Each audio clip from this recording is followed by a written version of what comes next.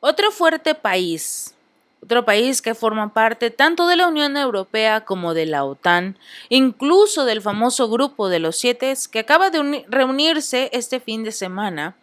Precisamente el canciller de Alemania, Olaf Scholz, fue quien le rompió las ilusiones al presidente de Ucrania, Volodymyr Zelensky. Él reafirmó este fin de semana, después de la reunión con el G7, después de que Zelensky llegó prácticamente a rogarle por más armas, por más municiones, por más recursos económicos y sobre todo para unirse a la OTAN, a este grupo que una vez estando dentro podría como tal defender ya a Ucrania de forma oficial, llamémoslo así, y atacar directamente a Rusia. Ya lo están haciendo, por debajo del agua, obviamente, entregando todas estas armas, recursos a Ucrania, pero ya lo harían de forma directa. Un bombardeo directo entre Alemania contra Rusia, entre Estados Unidos contra Rusia, entre Francia contra Rusia, todos contra Rusia. Obviamente en ese entonces, ya llegando a un conflicto militar más elevado, entrarían en este juego países como China, la India, Irán, Corea del Norte, pero estos países no serían contra Rusia, serían contra la OTAN.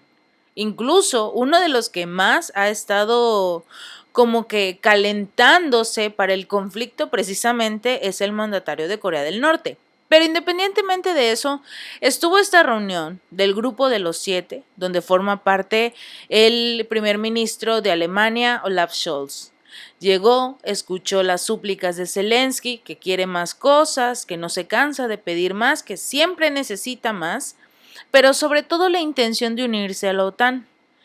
Y Scholz dijo que Ucrania, pese a la persistencia de sus reclamos de Zelensky casi llorando, no se va a incorporar a la OTAN en un futuro previsible, pero no se va a incorporar a la OTAN.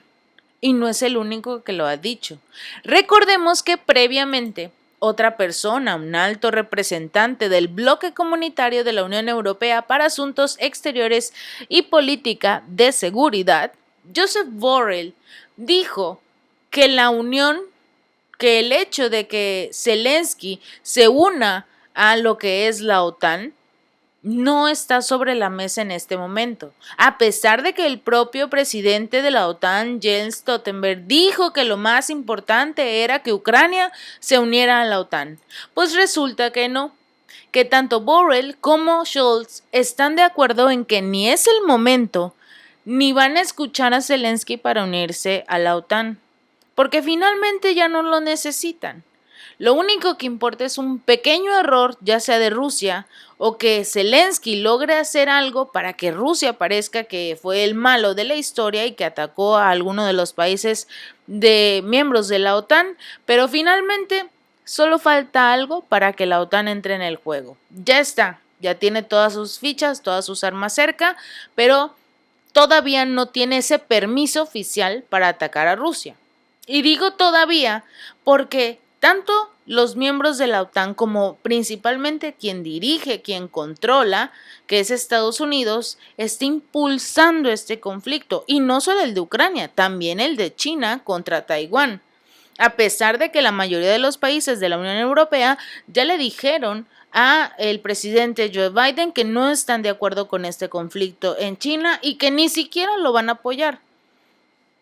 Pero bueno, cuando fue cuestionado Olaf Scholz sobre si apoyaría teóricamente el ingreso de Kiev a la Alianza Atlántica una vez finalizado el conflicto ruso-ucraniano, el jefe del gobierno alemán dijo que la OTAN tomó decisiones en Bucarest en 2008. En estas formulaban una perspectiva a largo plazo.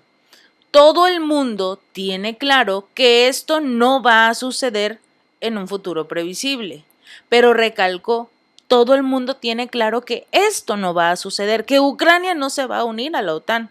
Esto se debe también a que los criterios de la OTAN incluyen toda una serie de condiciones que Ucrania no puede cumplir actualmente, ni en un futuro previsible, porque en el momento en el que Ucrania pierda la guerra o gane, cosa que no va a ocurrir, pero cualquiera de las dos, el país está completamente endeudado con Estados Unidos, con Alemania, con Francia, con el Reino Unido, con todos y cada uno de los países que le ha enviado armas, recursos. Polonia es uno de los países más interesados en que termine el conflicto militar, porque está recibiendo recursos por parte de la Unión Europea por apoyar todo el tiempo a Ucrania, por recibir a aquellas personas que huyen del conflicto militar, los refugiados, y necesita más recursos día con día. Y también existe el rumor de que Polonia quiere quedarse con territorio de Ucrania,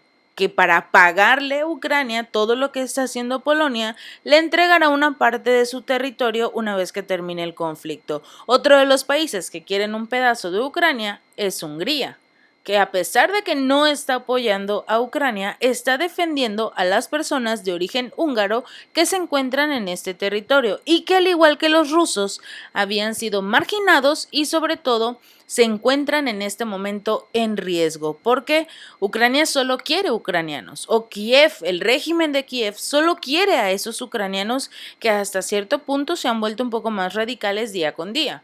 No quiere a los que son de origen ruso, de origen húngaro, de origen polaco, no, ellos solo son ucranianos y o hablan ucraniano o se van.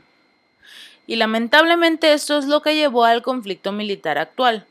Pero a pesar de esto, no existen las condiciones para que Ucrania se una a la OTAN. Quiera o no, Zelensky no va a poder. Y además tiene una deuda externa con el Fondo Monetario Internacional, que acaba de aprobarle la entrega de más recursos a Ucrania. Y lo hizo modificando incluso sus propias leyes. Porque se supone que cuando un país se encuentra en un conflicto militar, no lo pueden apoyar económicamente, porque obviamente se encuentran en conflicto y los recursos se van para esa situación. Pero el Fondo Monetario Internacional se encuentra en las manos de Estados Unidos, tan así que movió las reglas precisamente para que le entregaran los recursos a Ucrania, a pesar de que se encuentre en un conflicto, incluso quitando los recursos que le iba a prestar a otro país, a un país africano que tenía todas las condiciones, que no estaba en un conflicto militar, que había cumplido paso a paso lo que le había pedido el Fondo Monetario Internacional y que a la mera hora dijeron, no, pues ya no tenemos los recursos, no te los vamos a poder dar porque se los vamos a dar a Ucrania.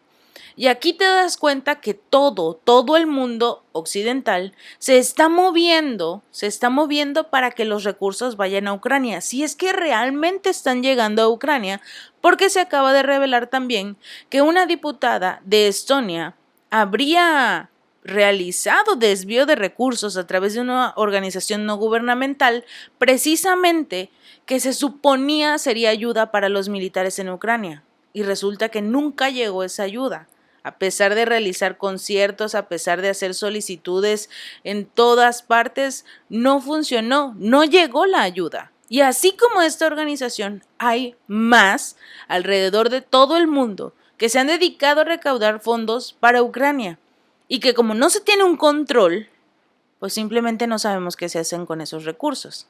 Y ya no vamos a hablar de todo lo que ha entregado Estados Unidos, porque son miles de millones de dólares que no se tiene contado, no se tiene el punto clave o cuál es el fin de esos recursos, si realmente llegaron a Ucrania o no, o si se regresaron a Estados Unidos, o si se le pagó a alguien, nadie sabe. Todo pudo haber pasado con esos recursos. Pero en este caso, Olaf Scholz dijo que en este momento van a tener que hablar de garantías de seguridad primero.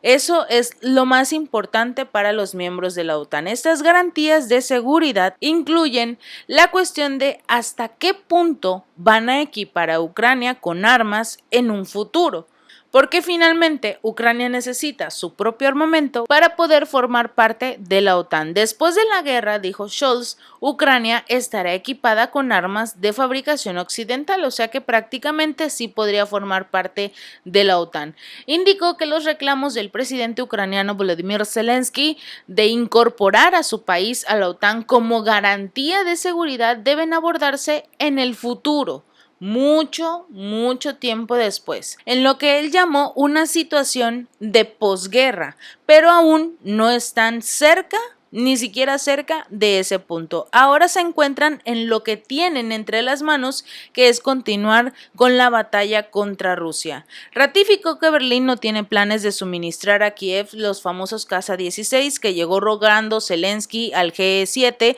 para pedirles, que esta era una de sus solicitudes más importantes, y sobre todo dijo que dado que simplemente no los tiene, no los va a entregar. En ese sentido también enfatizó que Alemania se concentra principalmente en la defensa antiaérea, los vehículos blindados y la artillería pesada. Y ustedes preguntarán por qué solo en materiales de defensa y no en casas o en misiles de ataque para Ucrania, para que así pueda avanzar más rápido todo este conflicto. Por una simple y sencilla razón.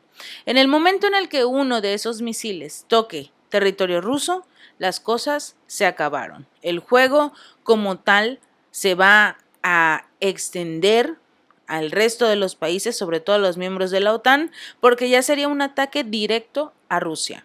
El armamento sirve de defensa, por así decirlo, para que todo lo que lance Rusia no llegue como tal al territorio ucraniano.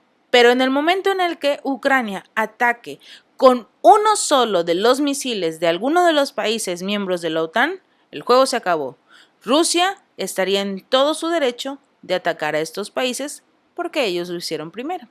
Pero a pesar de eso, lo más importante es que no importa cuánto ruegue, llore y suplique Zelensky, no se le va a cumplir su capricho, no va a formar parte de la OTAN. Y esto va a ser uno de los puntos claves cuando finalmente se sienten a la mesa a negociar. Y Zelensky se lo va a dejar claro. Mientras jamás te unas a la OTAN y se te olvide esa idea, estaremos en paz. Si este video te gustó, no olvides darle like y compartir. Y suscríbete. Nos vemos la próxima.